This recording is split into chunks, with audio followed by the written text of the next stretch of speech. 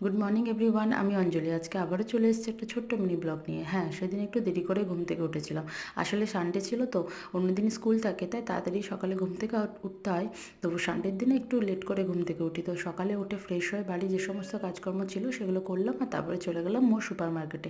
সেখান থেকে কয়েকটা জিনিস নেওয়ার ছিল, সেগুলো নিলাম।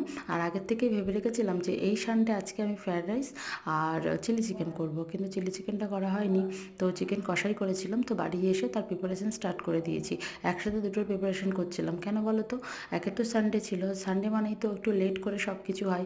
তারপর রান্না করতে করতে অনেক বেলা হয়ে যাবে, তাই ভেবেছি যে একসাথে দুটো করা যাক। তো একদিকে দেখো আমি চিকেনও বসিয়ে দিয়েছি, আর একদিকে ফ্রায়েড রাইসেরও প্রিপারেশন স্টার্ট করে দিয়েছিলাম।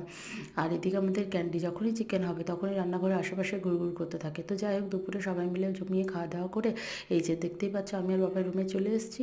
আর দুজনে বেশ অনেকক্ষণ কোয়ালিটি টাইম স্পেন্ড করলাম। আসলে সেভাবে তো একসাথে থাকাই